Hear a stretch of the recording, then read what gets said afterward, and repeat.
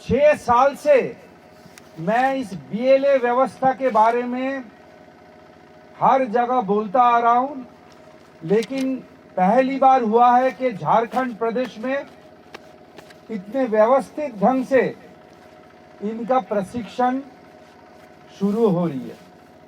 जो ऑलमोस्ट 12 बार एसआईआर हुआ है और यहाँ पे जो 2025-26 में एसआईआर हो रहा है या होने जा रहा है, उसमें बहुत फर्क है। क्या फर्क है? पहले जब विशेष गहन पुनरीक्षण हुआ था, वहां पे कभी भी वोटर से गणना प्रपत्र भराया नहीं गया था। आप लोग देखिए, आप लोगों को ऑलरेडी हिंदी में गणना प्रपत्र का एक प्रति दिया गया है। आप लोग अगर थोड़ा सा 2 मिनट, मैं अभी खुद के वाणी को विराम दूंगा। आप लोग सारे जो बीएलए लोग हैं अपने अपने बूथ के फोल्डर निकाल लीजिए, वहां पे क्या क्या डॉक्यूमेंट है एक बार देख लीजिए, फिर मैं उसके बारे में बात करूंगा तो आपको समझने में आसानी होगी। आपके यहाँ पे एसआईआर शुरू होने जा रहा है।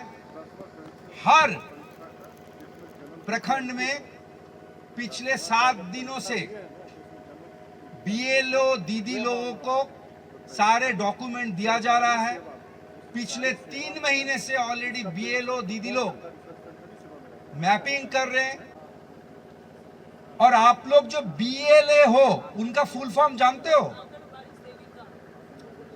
आंगनवाड़ी सेविकाओं को ही अमूमन बूथ लेवल ऑफिसर बनाया जाता है, जो वोटर जुड़ाव और घटाव का काम करती है।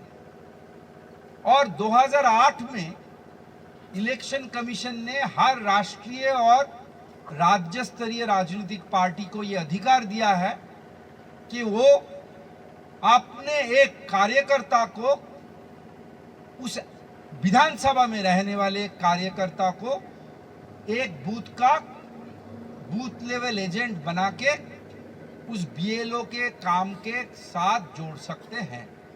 तो आप लोगों को बीएलए का अपॉइंटमेंट लेटर मिला है, तो ये BLA 2 फॉर्म के माध्यम से आपको मिल जाएगा। वोटर्स, तो आपका सबसे पहले काम होगा यहां से जाके voters.eci.gov.in में जाके देख के, खोल के, आपके खुद के बूथ नंबर देके, आपके वहां पे बीएलओ कौन है, इसमें आपको बीएलओ का नाम, फोन नंबर मिल जाएगा। सबसे पहले आपको बीएलओ का नाम और फोन नंबर निकालना है। निकाल के आपको उनके पास तुरंत जाके आपने जो अपॉइंटमेंट लेटर है उसका कॉपी उनको देना है। ओरिजिनल आपके पास ही रखना है। ओरिजिनल आपके पास रखेंगे और उसका एक जेरोक्स कॉपी करके, यहाँ पे जेरोक्स कहते हैं शायद, फोटोकॉपी करके, जेरोक्स करके, उस जेरोक्स कॉपी आपको बीएलओ दीदी को, जो आंगनवाड़ी दीदी है, उनको देना है। और उनको बोलना है कि आप मुझे 2003 का और 2025 का वोटर लिस्ट दीजिए। आपके पास ऑलरेडी है, फिर भी आप एक सेट उनसे मांगेंगे। वो आपको निःशुल्क ये देने के लिए बाध्य है। इलेक्शन कमीशन ने हर पार्टी के बीएलए को एक एक कॉपी 2003 के वोटर लिस्ट और 2025 के वोटर लिस्ट निःशुल्क देंगे। पहले वो करना। दूसरी बात, ऑलरेडी यहाँ पे मैडम की टीम ने बहुत अच्छा काम किया, इसके लिए तो मैं उनको बधाई देता हूं। ऑलरेडी 2003 और 2025 के जो बूथ है उसका इन्होंने मैपिंग करा हुआ है। मतलब 2003 के वोटर्स कौन कौन से 2025 के बूथ में अभी है, वही सारे बूथ के वोटर लिस्ट आपके पास है। आप लोग जीपीसीसी के मेंबर, 12 लोग करके है ना जीपीसीसी में, उन लोगों का मीटिंग बुला के बीएलए और पंचायत प्रधान, क्योंकि आपके 4 बीएलए होंगे या 5 बीएलए या 6 बीएलए होंगे एक पंचायत में, 6 बीएलए, अमूमन 5-6 जो भी है, और जीपीसीसी टीम पूरा बैठ जाइए और बैठ के सारे वोटर लिस्ट देख के 2025 में हर नाम के आगे लिखिए 2003 के कौन से बूथ के कौन से सीरियल नंबर में उनका नाम है। ये थोड़ा मैं मास्टर ट्रेनर को बोलूंगा एक समझाने के लिए। जैसे मान लीजिए मैं आपको उदाहरण के तौर पे बोल रहा हूं, तो 2025 में 5 नंबर बूथ में 123 में रामेश्वर माझी जी का नाम है। 5 नंबर बूथ के 123 में रामेश्वर माझी जी का नाम है 2025 के वोटर लिस्ट में। अब हमें ये ढूंढना है कि 2003 के कौन से बूथ में कौन से सीरियल नंबर में रामेश्वर माझी जी का नाम है। इसके लिए सबसे आसान तरीका है, आप अगर उनके जो गृह संख्या है, मकान संख्या, वो देख के ढूंढेंगे। तो मान लीजिए वहां पे देखा गया है कि 2 नंबर बूथ, 2003 के 2 नंबर बूथ के 60 नंबर सीरियल में रामेश्वर माझी का नाम है। तो आपको क्या लिखना पड़ेगा, 2025 के 5 नंबर बूथ के 123 नंबर सीरियल में रामेश्वर माझी जी का नाम पे ब्रैकेट में लिखना पड़ेगा पहले बूथ नंबर, 2 नंबर बूथ 2003 के, एक स्लैश मतलब एक ऐसे दाढ़ी, उसके बाद 60 मतलब सीरियल नंबर, ताकि आपको एग्जैक्टली पता चले कि ये व्यक्ति जो अभी 2025 के वोटर है वो 2003 में कौन से बूथ के कौन से क्रम संख्या में थे। ऐसे करने में आप लोग देखेंगे कि बहुत सारे लोगों का नाम नहीं मिल रहा है। अगर उनका उम्र 38 साल से ऊपर है तो आप उनमें ए कैटेगरी, बी कैटेगरी लगाएंगे। बी क्या लगाएंगे, बी। ऐसे जिन लोगों के नाम दोनों वोटर लिस्ट में नहीं मिल रहा है, 2003 में नहीं मिल रहा है, लेकिन जिनका उम्र 38 साल से ऊपर है, उनको आप बी लिखेंगे उनके नाम के आगे। जिन लोगों का उम्र 22 से लेके 38 के बीच में है, उनको सी लिखेंगे, सी। और जिनका उम्र 22 से कम है, उनको डी लिखेंगे। ये सारे चीज आपके प्रपत्र में लिखा हुआ है, 6 पेज का एक हमने आपको दिया हुआ है, उसमें आपको एग्जैक्टली लिखा रहेगा कि कौन से कैटेगरी में कौन से व्यक्ति आता है। 1 जुलाई 1987 से पहले पैदा हुए लोग जिनका नाम 2003 और 2025 दोनों वोटर लिस्ट में है, वो ए कैटेगरी के हैं। 2025 के वो वोटर जिनका नाम 2003 में नहीं है, लेकिन उनका उम्र 38 साल से ऊपर मतलब 1 जुलाई 1987 से पहले हुआ है, वो बी कैटेगरी के हैं। जिन लोगों का नाम 2003 में नहीं है, 2025 में है, लेकिन उनका पैदाइश 1 जुलाई 1987 से लेके 2 दिसंबर 2004 के बीच में है, वो सी कैटेगरी के है। और जिन लोगों का नाम 2003 में नहीं है, 2025 में है, लेकिन उनका पैदाइश 2 दिसंबर 2004 के बाद में हुआ है, वो डी कैटेगरी में है। के वोटर लिस्ट निकाल के ऐसे करके A B C D category में हर किसी को अलग करना पड़ेगा। अब एसआईआर प्रोसेस में कैसे होगा, जैसे ही एसआईआर का नोटिफिकेशन आएगा, बीएलओ दीदी लोग हर घर में जाके 2025 के वोटर लिस्ट में जिनका नाम है, ध्यान रखिए 2025 के वोटर लिस्ट में जिनका भी नाम है, उनको 2 गणना प्रपत्र देंगे। पहले आप लोगों को गणना प्रपत्र दिखाया है ना, 1 पेज का।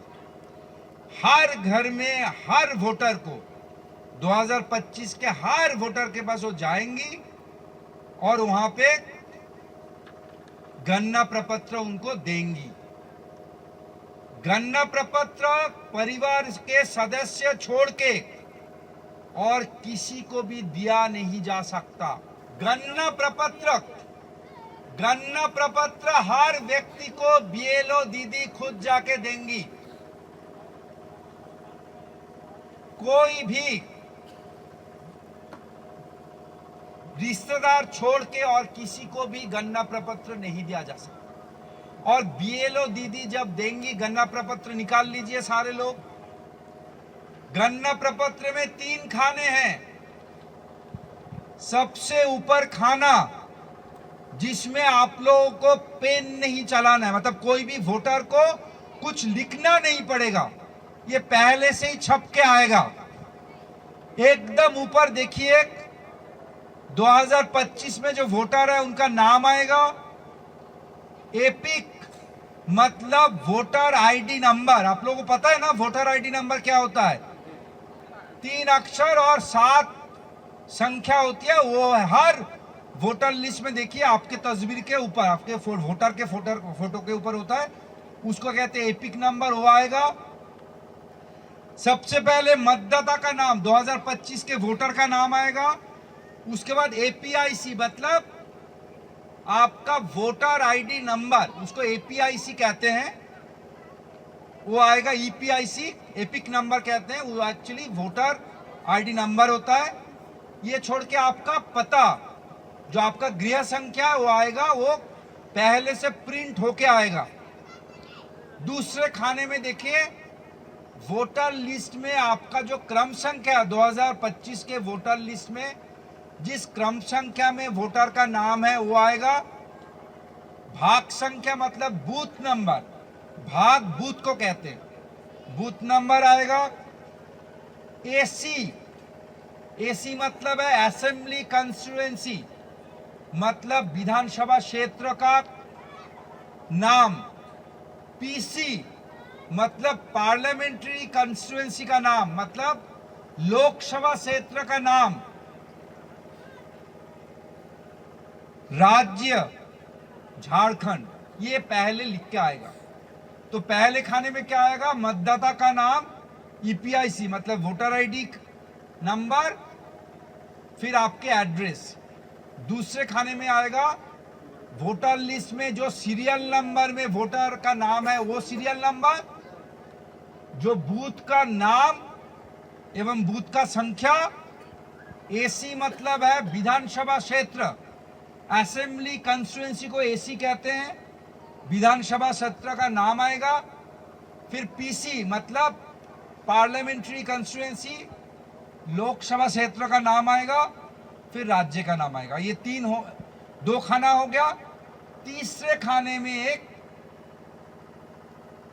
क्यूआर कोड आएगा, जो बीएलओ दीदी अपने बीएलओ ऐप से, उनके पास एक एंड्रॉयड फोन में बीएलओ ऐप रहेगा, उनसे ये स्कैन करेंगे ताकि ये प्रमाण हो सके कि आपके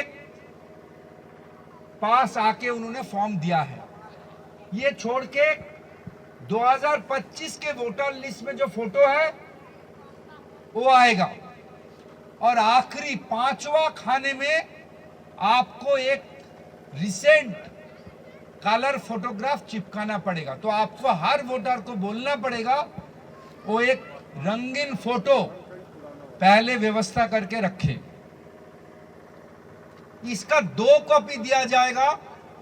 एक कॉपी भर के बीएलओ दीदी को देना पड़ेगा, दूसरा कॉपी बीएलओ दीदी से साइन लेके खुद के पास रखना पड़ेगा।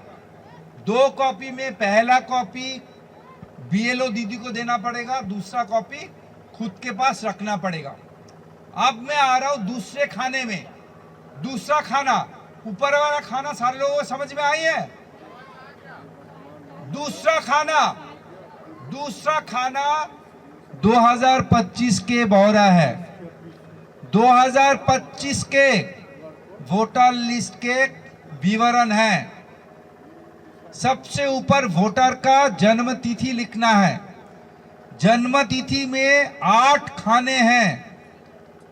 किसी का अगर जन्म हुआ है 1/1/55 मतलब 1 जनवरी 1955 में उनको इस खाने में लिखना पड़ेगा 01/01/1955, ताकि 8 ही खाने भर जाए। दूसरा, उनको लिखना पड़ेगा अपने आधार संख्या, आधार जिन लोगों के पास है उन लोगों का आधार नंबर लिखना पड़ेगा। वैकल्पिक दिया गया है, लेकिन इसमें मत जाइए। हर वोटर को बोलिए उनका आधार नंबर यहां पे लिखने के लिए। मोबाइल नंबर,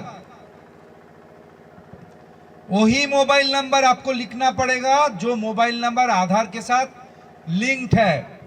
आपके पास अगर 3 मोबाइल है, आप वही मोबाइल नंबर लिखेंगे जो आधार के साथ लिंक्ड है। पिता अभिभावक के नाम, बहुत सारे लोग इसमें कंफ्यूज होते हैं। जिन लोगों का पिता का स्वर्गवास हो गया है या इंतकाल हो गया है, वो सोचते हैं कि मां का नाम दे दें, नहीं चलेगा। जिन लोगों का भी पिता का नाम याद है उनको अपना पिता का नाम ही यहाँ पे लिखना पड़ेगा। बेशक उनका इंतकाल हो गया या स्वर्गवास हो गया तो भी उनको पिता का नाम ही लिखना पड़ेगा। अभिभावक का नाम कौन लिखेंगे? किन्नर लोग, अनाथ लोग और संत लोग जो घर छोड़ चुके हैं। जिन लोगों के अपने परिवारों के साथ कोई संबंध नहीं है, माता पिता के साथ कोई जागतिक संबंध नहीं है, वो लोग अभिभावक का नाम लिखेंगे। किन्नर अपने गुरु का नाम लिखेंगे। अनाथ लोग जिस आश्रम में पले बड़े हैं उस आश्रम के जो मुखिया है उनका नाम लिखेंगे। और संत लोग जो आश्रम में या जो ऑर्गेनाइजेशन में, संस्था में वो रहते हैं, उनके महंत के या उनके हेड के नाम लिखेंगे। उसके नीचे लिखा है पिता ऑब्लिक अभिभावक का ईपीआईसी नंबर यदि उपलब्ध हो। अगर पिता का या अभिभावक का वोटर आईडी नंबर आपको पता है तो ही लिखिए। माता का नाम भी वैसे ही माता का नाम की जगह में लिखना पड़ेगा। अगर माता के epic number, voter ID number आपको पता है तो लिखना पड़ेगा। उसके नीचे पति ऑब्लिक पत्नी का नाम यदि लागू हो, मतलब क्या है? अगर आप विवाहित है तो आपको जरूर लिखना ही पड़ेगा। लेकिन मान लो आपका डाइवोर्स हो चुका है या आपके पत्नी या पति जीवित नहीं है तो आपको लिखना नहीं पड़ेगा। माता पिता में जीवित हो ना हो लिखना ही पड़ेगा। लेकिन पत्नी के जगह में अगर आपका पत्नी जीवित नहीं हो, अगर आप डाइवोर्सी हो या आपकी शादी ही नहीं हो तो आप इनको छोड़ सकते हैं। वैसे ही पति पत्नी का epic ID, voter ID number, अगर आपके पास उनकी जानकारी है, 2025 में उनका एपिक आईडी है तो लिखना पड़ेगा। ये जो दूसरा खाना है ये 2025 के विवरण है। तो आपके माता पिता अगर 2025 में वोटर है तो ही लिखना पड़ेगा, ठीक है। उसके नीचे वाला सबसे पेचीदा है, थोड़ा ध्यान से हर कोई देखिए। तीसरा खाने में 2 अलग अलग हिस्सा है। पहले हिस्से को हम पार्ट 1 कहते हैं, दूसरे हिस्से को पार्ट 2 कहते हैं। पार्ट 1 का हिस्सा जो है वो वोटर का विवरण है। लेकिन वोटर का कब का विवरण है? 2003 का विवरण है। 2025 का विवरण तो आपने ऊपर ही लिख दिया ना। 2025 के विवरण के लिए दूसरा खाना है। नीचे तीसरा खाना जो है 2003 के विवरण के लिए है। उसमें भी 2 पार्ट है, पार्ट 1 पार्ट 2। जो बाएं का पार्ट है उसको हम पार्ट 1 कहते हैं, जो दाएं है उसको पार्ट 2 कहते हैं। पार्ट 1 में वोटर का 2003 का वोटर लिस्ट का विवरण है और दाएं खाने में वोटर का रिश्तेदार का 2003 का विवरण है। ध्यान से सुनिएगा, नीचे जो दो खाने हैं, पार्ट 1 वोटर का 2003 का विवरण है और पार्ट 2 जो दाएं आता है वो वोटर का रिश्तेदार का, संबंधी का 2003 का विवरण है। अब हर कोई आपके संबंधी नहीं है, यहां पे भी पेचीदा चीज है, ये ध्यान रखना पड़ेगा। इलेक्शन कमीशन ने सिर्फ 5 रिश्ते को संबंध के कैटेगरी में रखा है। कौन कौन सा संबंध? माता पिता, दादा दादी, जीवन साथी, ये 5 कैटेगरी है जो इसमें आता है। माता पिता, दादा दादी, जीवन साथी, भाई बहन, संतान, चाचा चाची, कोई भी इस संबंध में नहीं आ रहा है तो उनके जानकारी देंगे तो लागू नहीं होगा, फॉर्म रिजेक्ट हो जाएगा। तो नीचे तीसरा खाना कैसे भरना है, पार्ट 1 बता रहे हैं। देखिए ऊपर लिखा हुआ है, पिछले एसआईआर की मतदाता सूची में मतदाता का विवरण। कौन सा मतदाता? जिनका नाम एकदम पहले खाने में लिखा हुआ है उनका। अगर मेरे नाम पे एसआईआर फॉर्म दिया हुआ है, ये गणना प्रपत्र दिया है, तो मेरा 2003 का विवरण है ये, तो उसमें सबसे ऊपर लिखा हुआ है मतदाता का नाम। तो मैं क्या करूंगा, अपना नाम लिखूंगा। एपिक संख्या यदि उपलब्ध हो, 2003 का एपिक संख्या याद रखिएगा। 2025 में तो मेरा एपिक है ही है, इसलिए मुझे ये गणना प्रपत्र मिला है, वो तो ऑलरेडी ऊपर छप के आए है ना। यहाँ पे वही एपिक संख्या लिखना है जो 2003 में मेरा वोटर आईडी नंबर था। हमेशा ये जरूरी नहीं है कि 2025 में जो मेरा वोटर आईडी नंबर है वही 2003 में भी है। बहुत सारे लोगों का 2003 और 2025 का वोटर आईडी नंबर अलग अलग है। तो आप अगर 2003 में वोटर थे तो आपको 2003 के वोटर आईडी नंबर यहां पे लिखना पड़ेगा। संबंधी के नाम यहां पे माता पिता, दादा दादी या जीवन साथी, इस 5 में से उनका ही नाम लिखेंगे।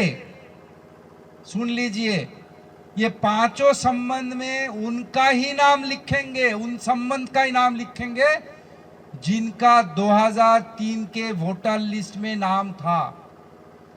मतलब 2003 में अगर मेरे पिता गुजर गए हैं, मेरे माता अगर उस टाइम वोटर थी, तो मैं मां का नाम लिखूंगा संबंध में।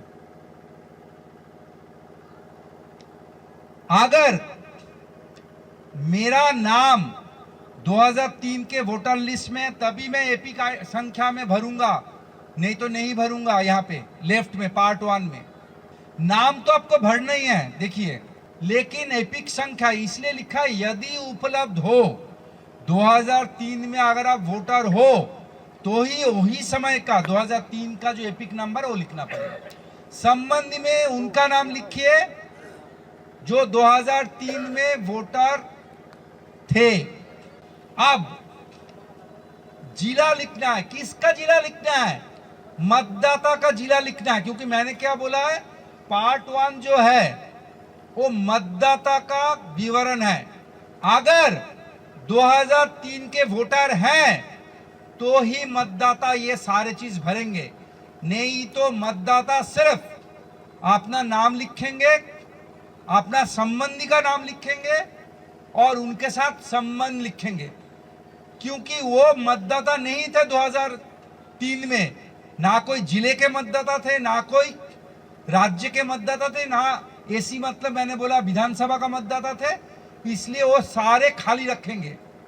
जो लोग 2003 के मतदाता हैं वो ये पूरा भरेंगे कि कौन से जिले से उन्होंने 2003 में वोटर थे, वो कौन से राज्य में था। एसी मतलब विधानसभा, कौन से विधानसभा के वो थे, विधानसभा का 2003 में क्या क्रम संख्या था। बहुत सारे जगह में विधानसभा का क्रम संख्या भी परिवर्तित हुआ है, तो 2003 के क्रम संख्या विधानसभा का लिखना पड़ेगा। 2003 के कौन से बूथ में वो वोटर थे वो लिखना पड़ेगा। अभी के बूथ नंबर लिखने से होगा नहीं।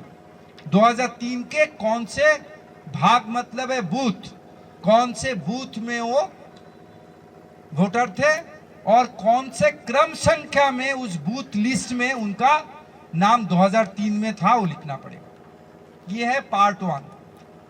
अब पार्ट 2, सीरियल नंबर, भाग संख्या, बूथ नंबर, क्रम संख्या, सीरियल नंबर। अब पार्ट 2 में आ जाते हैं जो दाएं खाना है। दाएं खाना में किसका नाम देना है, संबंधी का नाम देना है, जो आपने बाएं में लिखा है। देखिए ऊपर भी लिखा है, पिछले स्तंभ में दिए गए संबंधित व्यक्ति का विवरण पिछले एसआईआर में 2003 में आपके जो संबंधी का नाम आपने लिखा है उनका विवरण लिखना है, खुद का नहीं लिखना है। ये पार्ट 2 में। तो आपने अगर माता का नाम यहां पे दिया है तो ऊपर माता का नाम दोबारा लिखना पड़ेगा। बहुत सारे लोग इधर पिता का नाम दे देते, इधर माता का नाम दे देते, ऐसे नहीं होगा। बाएं में जिनका नाम देंगे दाएं में ऊपर उनका ही नाम देना पड़ेगा। हाँ, उसी को यहां पे, क्योंकि उसका ही डिटेल है। अब हमने क्या बोला है, कौन सा संबंधी का नाम पार्ट 1 में देना है, मतलब दाएं देना है, सॉरी बाएं देना है पार्ट 1 में, जिनका नाम 2003 के वोटर लिस्ट में था। तो पहले तो उनका ही नाम इधर लिख रहे हैं, तो 2003 में उनका एपिक नंबर क्या है वो लिखना पड़ेगा। फिर उनका संबंधी का नाम लिखना पड़ेगा। मतलब मेरा अगर मैंने पिता का नाम दिया हुआ है तो पिता का, माता या पिता, दादा या दादी या जीवन साथी का, मतलब मेरी मां का नाम देना। अगर मां का नाम लिख रहा हूं, याद रखना, सुनो, अगर मां का नाम लिख रहा हूं संबंधी में, तो नीचे उनके जब संबंधी लिखने जाएंगे उनके माता पिता, दादा दादी या उनका जीवन साथी, मतलब मेरे पिता का नाम। मेरे दादा दादी का नाम लिखने से नहीं चलेगा, क्योंकि मेरा दादा दादी मेरी मां का सास ससुर है, वो संबंध मान्य नहीं है। तो संबंधी के संबंधी का नाम कौन होगा, उनका जो माता पिता, दादा दादी या उनका जीवन साथी। ठीक है। फिर जिला, मेरे जो संबंधी है जिनका ये विवरण है वो 2003 के कौन से जिले के वोटर थे, वो जिला 2003 में कौन से राज्य के हिस्सा थे, कौन से विधानसभा के मेरे संबंधी 2003 में वोटर थे, 2003 में उस विधानसभा का नाम क्या था, क्रम संख्या क्या था, कौन से बूथ में मतलब भाग में उनका नाम था, कौन से सीरियल नंबर क्रम संख्या में उनका नाम था, ये देना पड़ेगा। तो बाएं वाला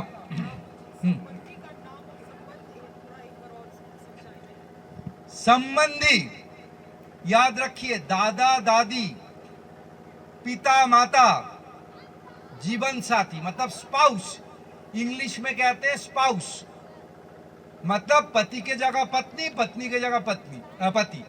ये 5 संबंध को संबंध माना गया है। अब देखिए संबंधी का नाम लिखा हुआ है, ऊपर मध्यता का नाम लिखेंगे। अगर मान लो राहुल बल, तो उसमें नीचे अगर संबंधी का नाम लिखेंगे, मैं मेरे पिता का नाम लिखना चाहता हूं तो वहां पे लिखेंगे स्वर्गीय दीपक रंजन बल। उसके नीचे संबंध क्या लिखेंगे, पिता। क्योंकि दीपक रंजन बल राहुल बल के क्या होते हैं, पिता होते हैं, इसलिए पिता लिखेंगे। वैसे दाएं खाने में जब दीपक रंजन बल के मैं डिटेल डाल रहा हूं तो उनके संबंधी का नाम लिखना पड़ेगा। इधर तो दीपक रंजन बल के जो पत्नी है उनका नाम डालूंगा, श्रीमती स्वर्गीय आलो बल, वहां पे लिखूंगा पत्नी, या मैं दीपक रंजन बल के पिता का नाम लिखूंगा स्वर्गीय प्रबोध रंजन बल, तब डालूंगा पिता, क्योंकि प्रबोध रंजन बल दीपक बल का क्या होता है, पिता होते हैं। आलो बल दीपक रंजन बल का क्या होते हैं, पत्नी होते हैं। तो नीचे वाला व्यक्ति ऊपर वाला व्यक्ति का क्या है वो लिखना पड़ेगा, ठीक है। और बाएं खाने में राहुल बल के सारे डिटेल डलेगा। अगर 2003 में डिटेल में वोटर नहीं था, जैसे यहाँ पे कुछ बहुत कम उम्र के बीएलए हैं, उनका नाम नहीं रहेगा, वो अपना नाम लिखेंगे, संबंधी का नाम लिखेंगे और संबंध लिखेंगे, पूरा खाली छोड़ देंगे। और मेरे जैसे बूढ़े बुजुर्ग जिनका नाम 2003 में भी है वो सारे भरेंगे। और जो कम वयस्क लोग हैं वो क्या करेंगे, संबंधी का पूरा डिटेल दाएं में भरेंगे। तो पार्ट 1 मतदाता का डिटेल है 2003 के, और दाएं वाला मतदाता का संबंधी का डिटेल है। याद रखना 2003 में जिनका नाम लिखेंगे ऊपर में उनका ही डिटेल है, ठीक है। बीएलओ दीदी आपके घर में जाके हर वोटर जो 2025 के वोटर है, हर किसी को 2-2 गणना प्रपत्र देंगी और स्कैन करेंगी। आप लोगों को बीएलओ दीदी को बोलना पड़ेगा जाके, क्योंकि बीएलओ दीदी को अपने ऐप में अगले 3 दिन वो हर दिन कौन से इलाके में घूमेंगी वो डालना पड़ता है। तो आपको बताना, उनको पूछना पड़ेगा कि दीदी आप अगले 3 दिन कौन कौन से इलाके में घूमेंगे। क्यों जरूरी है मैं बता रहा हूं। आपके यहाँ पे एक बूथ में 3 टोला है, एक 1 किलोमीटर दूर, एक इधर एक इधर। तो बीएलए दीदी कहां पे किस दिन जाएंगे अगर आपको पता ना हो, आप लोकल वहां पे जो जीपीसीसी मेंबर है उनको इकट्ठा नहीं कर पाएंगे, क्योंकि उनको भी बीएलओ दीदी के साथ घूमना है। बीएलए को तो रहना ही रहना है, जीपीसीसी मेंबर्स को भी रहना है, ताकि एक घर ना छूटे। उसका भी क्यों कारण है मैं बता रहा हूं। एसआईआर फॉर्म के साथ साथ बीएलओ दीदी को नया वोटर को भी जोड़ना है। इसलिए इलेक्शन कमीशन का नियम है कम से कम 30 फॉर्म 6 के तहत वोटर के नए वोटर का नाम जुड़वाया जाता है। कम से कम 30 फॉर्म 6 उनके पास रहेगा। आप लोगों को सारे लोगों को फॉर्म 6 दिया हुआ है। तो मैं आपको बता रहा हूं फॉर्म 6 और गणना प्रपत्र लेके बीएलओ दीदी को हर घर में जाना पड़ेगा और आप लोग साथ में रहेंगे। बीएलओ दीदी के साथ जब आप लोग घर घर घूमेंगे, ऐसा बहुत सारे घर मिलेगा आपको जिस घर में कोई भी व्यक्ति नहीं मिलेगा। उस घर के व्यक्तियों के साथ आपको फोन से संपर्क करना पड़ेगा। बीएलओ दीदी फिर 1 हफ्ते बाद हर घर में जाएंगी गणना प्रपत्र जमा करने के लिए।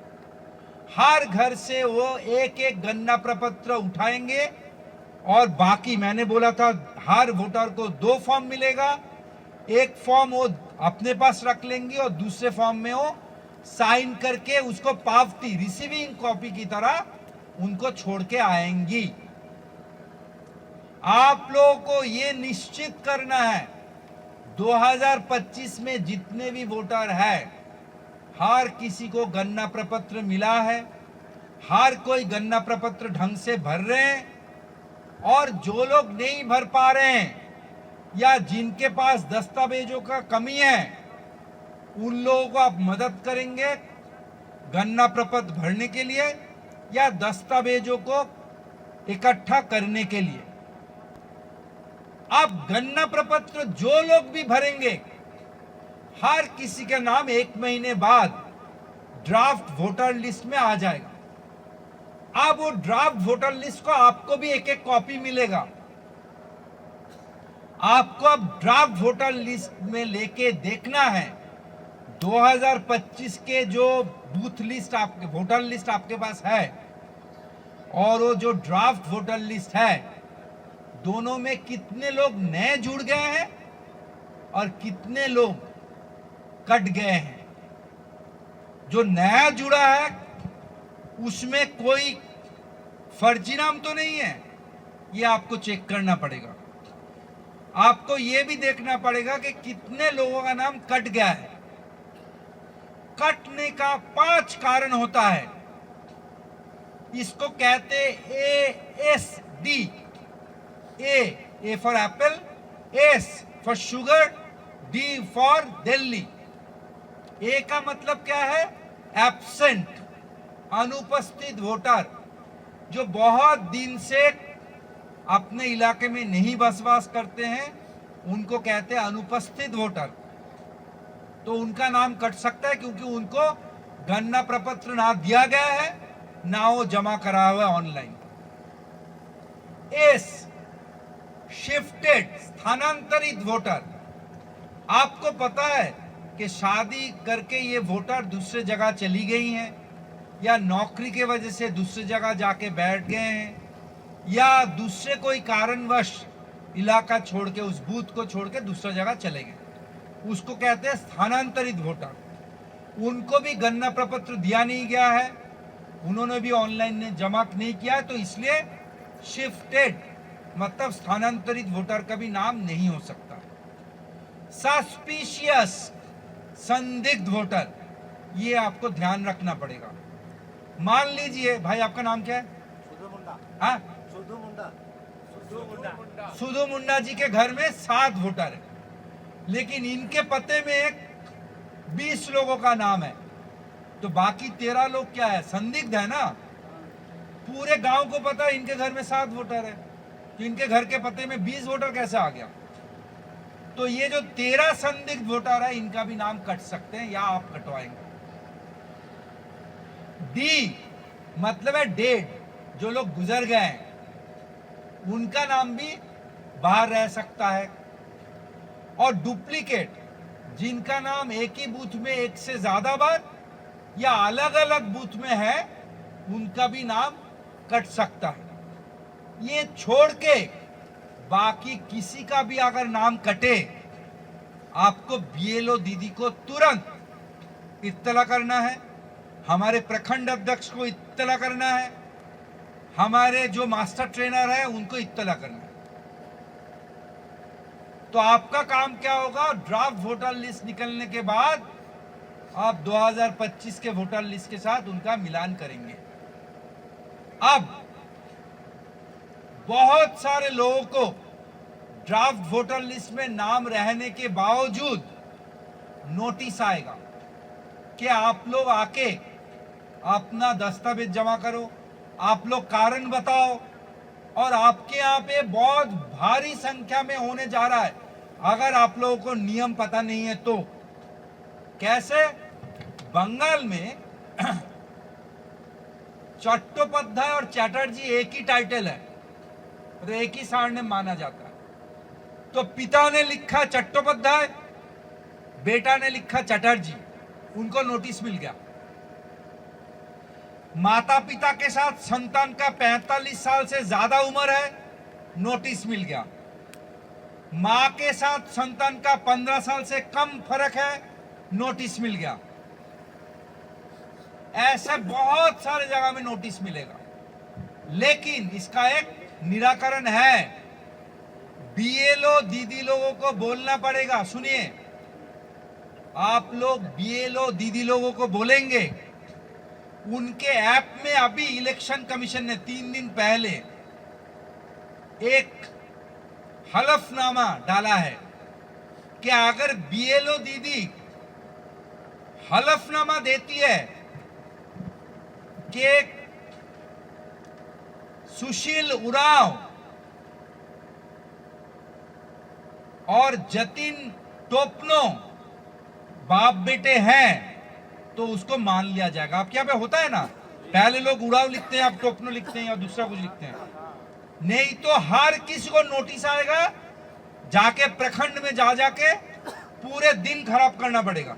और वो भी इतने कागज लेकर प्रमाण ही नहीं कर पाओगे, क्योंकि वहां पे बाहर वाले लोग आएंगे, उनको पता ही नहीं है कि झारखंड में टोपनो और उड़ाव एक ही है। तो बीएलओ दीदी को बोलना पड़ेगा, उनके ऐप में एक हलफनामा देना पड़ेगा कि फैलाना टोपनो और फैलाना उड़ाव पिता पुत्र है, इसके बारे में मैं हलफनामा दे रहा हूं। तो आपको नहीं तो कोर्ट से एफिडेविट कराना पड़ेगा, दुनिया का लंबा झंझट है, आपका नाम ही कट जाएगा। तो इसलिए मैं बोल रहा हूं आप लोगों को, बीएलओ दीदी को बहुत सारे जानकारियां नहीं है। बीएलओ दीदी को ये जानकारी नहीं है कि आपको 11 दस्तावेज में से कोई एक दस्तावेज जमा करना पड़ेगा हर वोटर को। बीएलओ दीदी को ये जानकारी नहीं है, उनके ऐप में यह हलफनामा देने का एक प्रक्रिया अभी 4 दिन पहले इलेक्शन कमीशन ने शुरू किया है। बीएलओ दीदी को ये भी पता नहीं है कि वो और किसी व्यक्ति के हाथ में, रिश्तेदार छोड़ के और किसी भी व्यक्ति के हाथ में गणना प्रपत्र ना दे सकते हैं, ना जमा ले सकते हैं। बीएलओ लोगों का भी अधिकार नहीं है कि आधिकारिक तौर पे वो गणना प्रपत्र खुद जमा करे। जमा तो बीएलओ दीदी हर घर में जाके करेंगी। अब मैं आ रहा हूं, वो जो पहले बोला था ABCD, लोग ध्यान है ना? ए मतलब कौन? 2003 2025 दोनों वोटर लिस्ट में नाम है, और 1987 1 जुलाई से पहले पैदाइश है। इन लोगों को एक कैटेगरी बोला गया है। इन लोगों को क्या देना पड़ेगा? ड्राफ्ट लिस्ट में नाम निकलने के बाद इनको कुछ नहीं देना पड़ेगा, क्योंकि एक कैटेगरी के लोगों से सिर्फ भरा हुआ गणना प्रपत्र मांगा जा रहा है।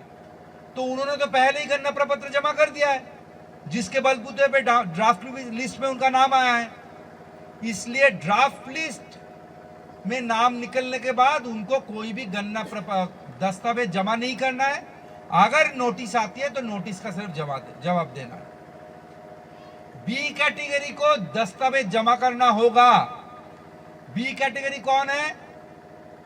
जिनका नाम 2025 के वोटर लिस्ट में तो है, लेकिन 2003 के वोटर लिस्ट में नहीं है, और उनका जन्म 1 जुलाई 1987 से पहले हुआ है। उनको क्या करना पड़ेगा? गणना प्रपत्र के साथ साथ 11 दस्तावेज का एक सूची देखिए आपके पास है, उसमें से कोई एक दस्तावेज खुद के बारे में, खुद का जन्म स्थान और जन्म तिथि प्रमाण करने के लिए जमा करना पड़ेगा। आप देख लीजिए, पहले पेज में लिखा हुआ है, नहीं सॉरी दूसरे पेज में क्या क्या जमा करना पड़ेगा।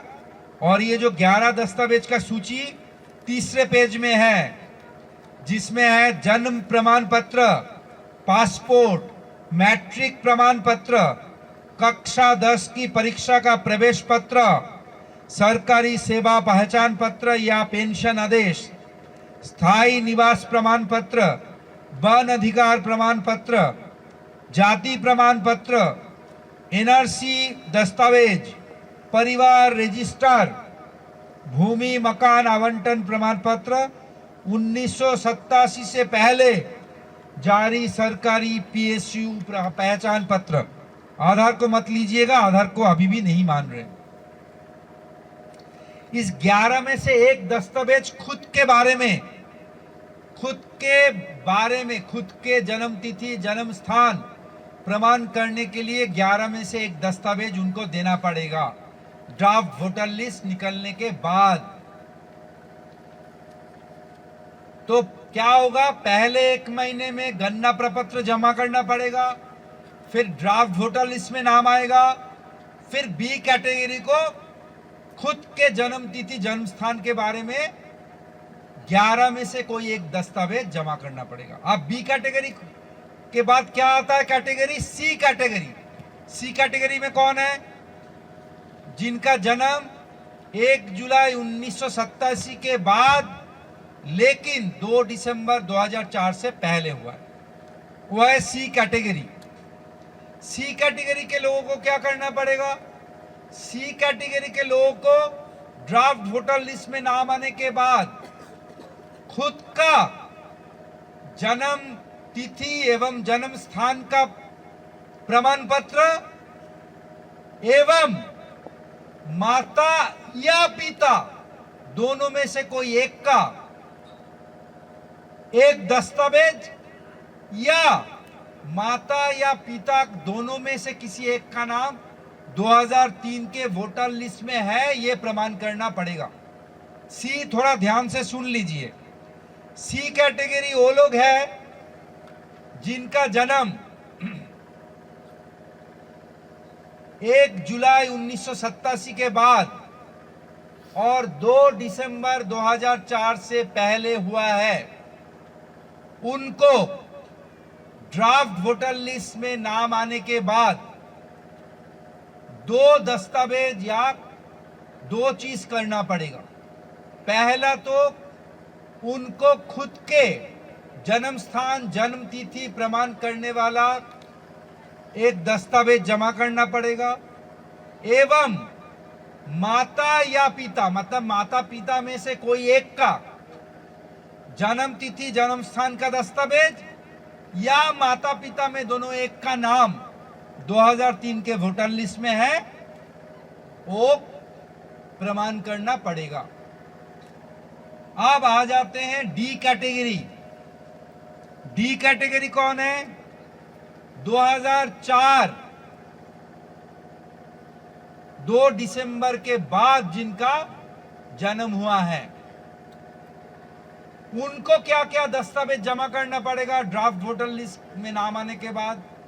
उनको खुद का जन्म तिथि जन्म स्थान प्रमाणित करने वाला दस्तावेज एवं माता पिता दोनों का, सी कैटेगरी में माता या पिता कोई एक का था, डी कैटेगरी में माता पिता दोनों का जन्म स्थान जन्म तिथि प्रमाण करने वाला दस्तावेज या 2003 के वोटर लिस्ट में माता पिता दोनों का नाम है, यह प्रमाण करना पड़ेगा। अब आप लोग ये पूछेंगे जिनका नाम 2025 के वोटर लिस्ट में नहीं है, उनको क्या करना पड़ेगा? या मान लीजिए 2003 2025 दोनों में नहीं है, उनका क्या करना पड़ेगा? उनको नया वोटर माना जाएगा। उनको फॉर्म 6 भरना पड़ेगा। फॉर्म 6 आपके पास दिया गया है, आप लोग निकाल लीजिए। इलेक्शन कमीशन का एक डिक्लेरेशन है, यह है एनेक्सर डी। ये डिक्लेरेशन फॉर्म भरना पड़ेगा हर किसी को। तो जो नया वोटर है उनको क्या करना पड़ेगा? फॉर्म 6 भरना पड़ेगा। डिक्लेरेशन फॉर्म जो एनेक्सर डी है वो भरना पड़ेगा। ये छोड़ के डी कैटेगरी के जितने भी कानून है, गणना प्रपत्र भरना, माता पिता दोनों का सब करना पड़ेगा।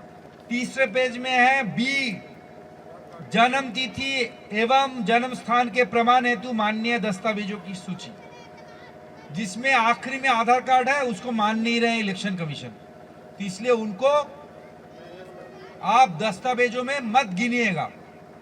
मैंने वहां पे लिख दिया है ऑलरेडी। ईसीआई के अनुसार ये नागरिकता का प्रमाण नहीं है, इसीलिए अभी संदिग्ध है। तो ये 11 में से कोई एक दस्तावेज जमा करना पड़ेगा। तो आप लोगों का काम है अभी से हर घर में जाके ये दस्तावेजों का सूची दिखा के उनको पूछना इनमें कौन से दस्तावेज उनके पास है या होना संभव है, उनको तुरंत बना लीजिए। दूसरा, जो शादीशुदा हमारे यहाँ पे बहुएं हैं, उनको बोलिए वो अपने माता पिता जहां पे 2003 में वोटर है वहां के बीएलओ दीदी को फोन करके वहां से उनका वोटर आईडी नंबर लेके आ जाए। ये दोनों प्रिपरेशन इमीडिएटली कीजिए। कल या परसों में मीटिंग बुला के ये जो आपको 6 पेज दिया गया है इसके बारे में थोड़ा गांव वाले को भी समझाइए, उसमें बीएलओ दीदी को भी रखिए। यहाँ पे जो भी चीज लिखा है इलेक्शन कमीशन के नोटिफिकेशन के मुताबिक लिखा गया है, ये कोई भी चीज मनगढ़ंत नहीं है। तो ये चीज आप बीएलओ दीदी को भी बुलाइए आपके मीटिंग में और गांव वाले को भी बुलाइए और उनके साथ चर्चा कीजिए। आप लोगों को अगर किसी वोटर का नाम नहीं मिल रहा है लेकिन उनका वोटर आईडी आपको दिख रहा है तो आप यहाँ पे देखिए, पहले पेज में दिया गया है voters.eci.in, voter.eci.gov.in या electoralsearch.eci.gov.in, दोनों में से कोई में एक में जाके अगर उनका वोटर आईडी नंबर डालेंगे तो उनका पूरा विवरण आ जाएगा।